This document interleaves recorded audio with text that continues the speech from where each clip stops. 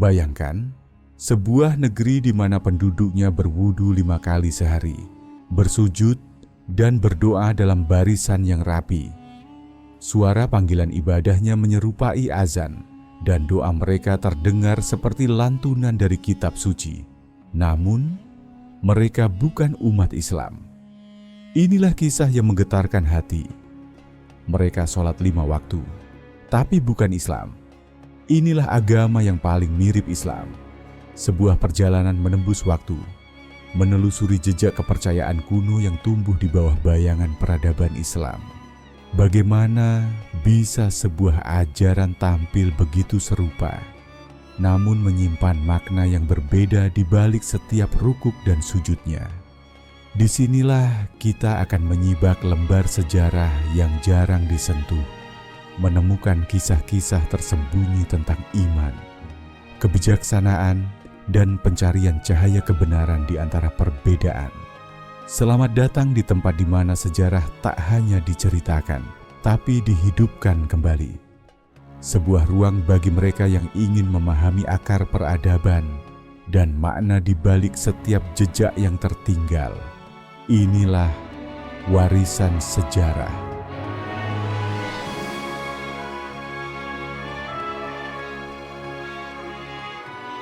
Bayangkan kamu sedang berjalan di tengah kota yang modern, lalu mendengar lantunan azan. Suaranya mirip sekali dengan azan yang kamu kenal. Lafaznya hampir sama, nada seruannya pun menggugah hati. Tapi ketika kamu mendekat, sesuatu terasa berbeda. Orang-orang di dalam tempat ibadah itu bersujud, rukuk, dan berdoa. Namun bukan Allahu Akbar yang mereka ucapkan. Siapa mereka? Inilah awal dari kisah tentang sebuah komunitas spiritual yang secara lahir tampak seperti Muslim. Mereka sholat 5 kali sehari, berpuasa, dan mengenal nabi-nabi besar. Namun, ajaran mereka tumbuh di luar garis Islam yang dikenal umat dunia. Misteri ini membawa kita ke wilayah Asia Selatan. Beberapa abad lalu, saat kekaisaran dan ajaran baru bersaing dalam ruang keyakinan. Disinilah lahir sebuah agama yang sering disebut kembar Islam. Agama yang mengambil bentuk luar ibadah Islam, tapi berakar dari pemahaman dan tafsir yang berbeda. Tokoh utamanya adalah seorang ulama yang dikenal bijak, hidup pada masa transisi penuh ketegangan. Ia melihat umat manusia mulai terpecah antara dogma dan kedamaian, lalu bertekad menciptakan jembatan antara wahyu dan akal. Dari sanalah muncul doktrin yang memadukan unsur Islam, mistik Persia, dan pemikiran Timur kuno. Ia percaya bahwa agama bukan hanya aturan, tapi juga jalan kesadaran. Namun lambat laun, ajarannya berkembang menjadi sistem kepercayaan baru, memiliki nabi sendiri, kitab tambahan, bahkan tafsir salat dengan makna batiniah yang berbeda dari syariat Islam. Disinilah perjalanannya dimulai antara niat suci dan penyimpangan tak disengaja. Refleksi, kadang niat baik untuk mencari kebenaran justru menuntun manusia ke jalan berliku. Apa yang mirip tidak selalu sama, dan apa yang berbeda kadang berasal dari akar yang sama. Setelah sang guru wafat, murid-muridnya mulai menulis dan menyebarkan ajarannya. Mereka membangun tempat ibadah yang menghadap ke arah yang sama seperti Ka'bah. Waktu sholatnya 5 kali sehari, Fajr, Zuhur, Ashar, Maghrib, Isya. Namun maknanya tak lagi sama. Dalam kitab mereka, salat diartikan sebagai penyatuan kesadaran dengan sumber cahaya. Sujud bukan lagi sekadar ibadah, tapi simbol menyerahkan ego kepada Tuhan batiniah. Puasa mereka dilakukan bukan hanya menahan lapar, tapi juga menahan diri dari pikiran negatif. Indah memang, tapi perlahan-lahan, garis pembeda antara Islam dan tafsir mereka makin kabur. Para pedagang dari Arab yang berkunjung ke daerah itu merasa heran.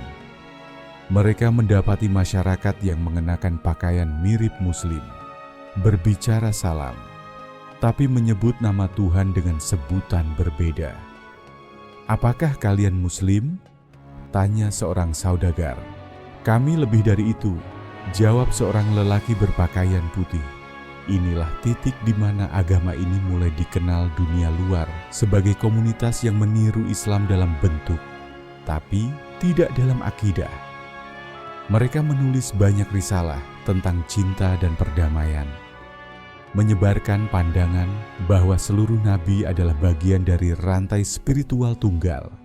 Refleksi, terkadang kemiripan lahiriah membuat orang terlena. Hakikat tidak selalu terlihat dari ritual, tapi dari sumber keyakinan yang menuntunnya. Waktu berlalu, ajaran itu berkembang pesat. Mereka mengirim guru cahaya ke berbagai negeri, termasuk Nusantara. Para guru ini membawa kitab yang dihiasi kaligrafi indah, ayat-ayat yang mirip dengan Al-Quran, namun dengan tambahan tafsir yang mengangkat manusia seolah bisa menjadi bayangan Tuhan.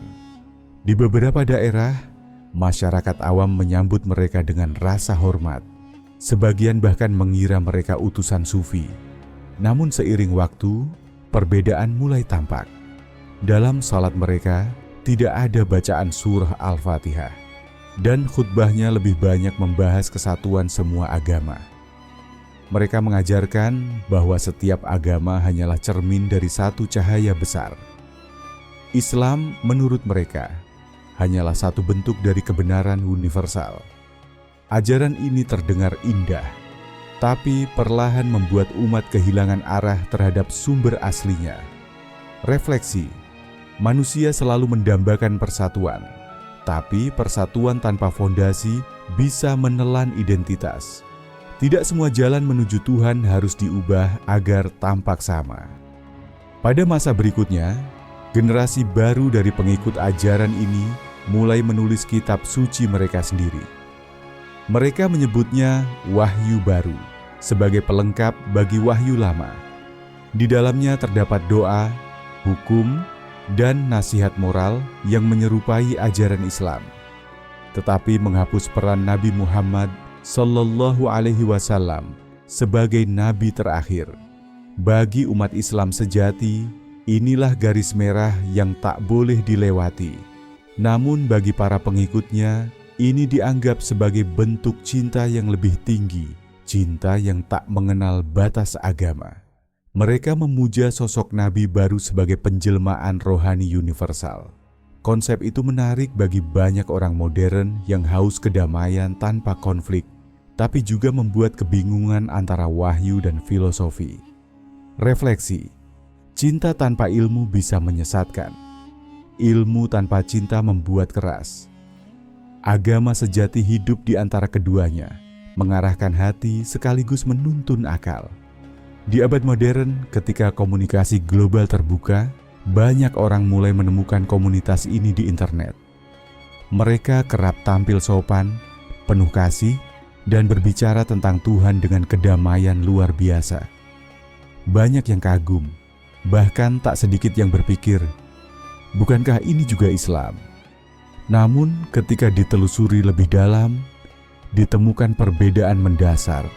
Mereka tidak mengakui syahadat sebagaimana Islam, menafsirkan malaikat dan hari akhir secara simbolik, dan menggantikan banyak hukum syariat dengan tafsir filosofis. Di sisi lain, umat Islam pun mulai menyadari bahwa keindahan penampilan bukanlah ukuran kebenaran. Maka muncullah dialog baru antara iman dan kesadaran, antara menjaga kemurnian dan membuka pemahaman. Refleksi, mengetahui perbedaan, bukan untuk menghakimi, tapi untuk memahami. Karena hanya dengan memahami, kita bisa menjaga cahaya iman tetap murni. Setelah menelusuri perjalanan panjang ini, kita bisa melihat satu benang merah yang menarik.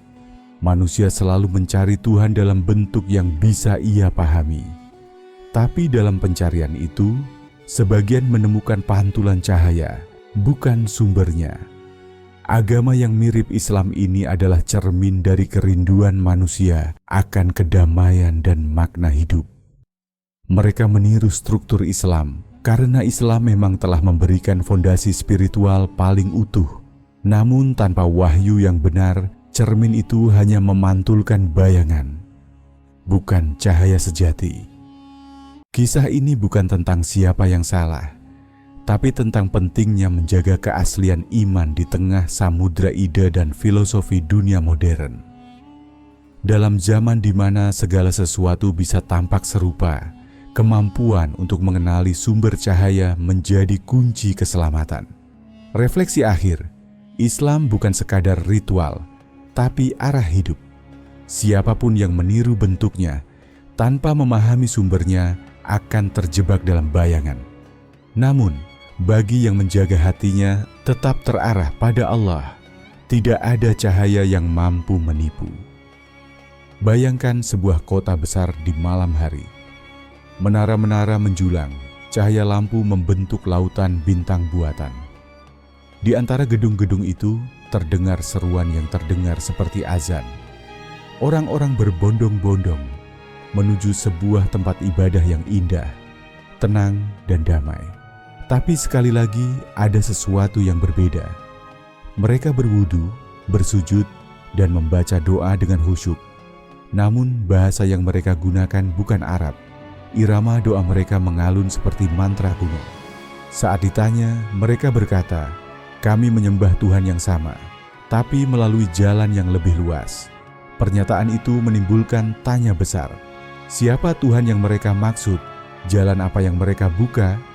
Disinilah lapisan baru misteri itu terbentang. Agama yang mirip Islam itu kini hadir di tengah modernitas, memadukan teknologi dengan spiritualitas. Mereka membuat aplikasi doa, kelas meditasi, hingga siaran langsung ibadah. Setiap gerak mereka penuh kedamaian. Tapi di baliknya ada filosofi yang perlahan menggantikan makna dasar dari salat, zakat, dan puasa. Refleksi, zaman modern membuat manusia ingin mendekat kepada Tuhan dengan cara instan. Namun, tidak semua yang terlihat canggih membawa kita ke arah yang benar. Kadang, cahaya layar lebih mudah mengaburkan cahaya hati.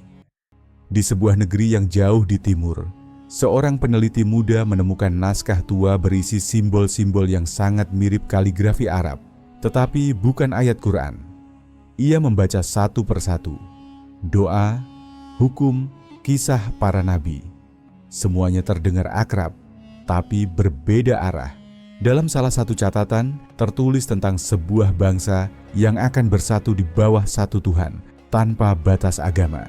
Dari sinilah peneliti itu mulai menyadari, agama ini bukan ingin menggantikan Islam, tapi ingin meleburkannya ke dalam konsep universal. Ia mulai menelusuri jejaknya, para guru yang berpindah dari Persia ke India, lalu ke Nusantara. Mereka meninggalkan tanda-tanda, rumah ibadah tanpa kubah, kitab dengan tulisan bercahaya, dan ajaran tentang doa 5 waktu yang tidak harus dilakukan di tempat tertentu. Misteri ini menantang pikiran. Apakah mereka benar-benar mencari kebenaran atau mencoba menciptakan versi baru dari kebenaran itu? Refleksi, kadang manusia ingin menyatukan semua hal agar tampak damai, tapi justru kehilangan makna di dalamnya. Kesatuan yang sejati bukan berarti menghapus perbedaan, melainkan menemukan kebenaran di antara perbedaan itu. Dalam sejarahnya, tidak semua pengikut agama ini tersesat. Ada kelompok kecil di antara mereka yang justru meneliti ulang ajarannya dan menemukan celah. Apakah kita sudah terlalu jauh dari sumber cahaya? Mereka mulai diam-diam membaca Al-Quran lagi, membandingkan isi kitab lama dan baru. Beberapa di antaranya bahkan mulai kembali ke akar Islam tanpa meninggalkan semangat kedamaian yang mereka pelajari. Namun, jalan mereka tidak mudah. Sebagian komunitas menolak, menganggap mereka pengkhianat. Sebagian lagi justru mulai bertanya dalam hati, apakah kebenaran bisa ditemukan di luar batas keyakinan kita selama ini? Inilah fase paling menarik. Agama yang dulu mirip Islam kini menghadapi pertanyaan dari dalam dirinya sendiri. Ada pergolakan batin di antara para penganutnya, antara tradisi dan kesadaran baru.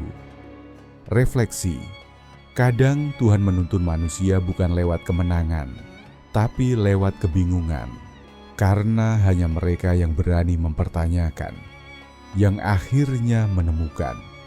Di sebuah daerah pegunungan terpencil, seorang pengembara tua bercerita, "Dulu kami beribadah seperti Islam, tapi kini kami belajar diam untuk mendengar suara Tuhan." Ia mengajarkan murid-muridnya untuk berzikir tanpa kata, salat tanpa gerak, dan menyebut Tuhan tanpa suara. Ajaran itu disebut salat batin. Namun, seiring waktu, konsep itu mulai dipahami dengan cara berbeda. Ada yang menyebutnya puncak spiritualitas, ada pula yang menilainya bentuk penyimpangan. Namun siapa yang benar? Tidak ada jawaban pasti. Di lembah itu, tiap malam masih terdengar suara serupa azan, namun berhenti sebelum kalimat terakhir. Seolah dunia ini menyimpan rahasia yang tak ingin diungkap sepenuhnya. Refleksi, tidak semua yang sunyi berarti damai, dan tidak semua yang ramai berarti hidup. Kebenaran sejati kadang berbisik, bukan berteriak. Ratusan tahun berlalu, dunia kini serba digital, tapi jejak agama misterius itu tidak hilang. Mereka kini muncul dalam bentuk komunitas daring, berdiskusi tentang agama tanpa nama. Mereka membahas tentang Tuhan yang bisa dijelaskan lewat sains, dan wahyu yang bisa dibuktikan dengan data. Menariknya, banyak anak muda tertarik. Mereka lelah dengan perdebatan agama formal, tapi masih haus akan makna hidup. Maka, konsep yang mirip Islam tapi fleksibel terasa ideal bagi mereka. Namun, tanpa mereka sadari, konsep itu menyingkirkan aspek paling penting, ketaatan. Mereka ingin mengenal Tuhan tanpa aturan, ingin beriman tanpa tanggung jawab. Disinilah letak tantangan zaman ini, spiritualitas tanpa arah. Refleksi, kebebasan berpikir adalah anugerah, tapi jika tidak berpijak pada wahyu, ia bisa menjadi kabut yang menutupi cahaya. Hati tanpa bimbingan akan tersesat dalam labirin logika. Akhirnya, setelah menelusuri jejak panjang dari timur hingga masa depan, satu hal menjadi jelas. Agama yang mirip Islam itu lahir dari kerinduan akan kebenaran, bukan permusuhan. Tapi kerinduan tanpa petunjuk bisa menuntun ke arah yang berbeda. Islam datang bukan sekadar membawa ritual, tapi struktur spiritual yang menjaga manusia agar tidak kehilangan arah. Tanpa fondasi itu, semua agama bisa tampak indah di luar, tapi kosong di dalam. Mungkin inilah hikmah terbesar. Kemiripan bukanlah kesamaan, dan perbedaan bukanlah permusuhan. Karena sejatinya cahaya kebenaran selalu satu. Hanya saja kadang terpantul melalui banyak cermin. Dan tugas manusia adalah menemukan dari mana cahaya itu benar-benar bersumber. Refleksi akhir. Di dunia yang penuh simbol dan peniruan, mengenali yang asli bukanlah tugas mudah. Tapi selama hati tetap rendah dan doa tetap tulus, Tuhan sendiri akan menunjukkan mana cahaya yang sejati.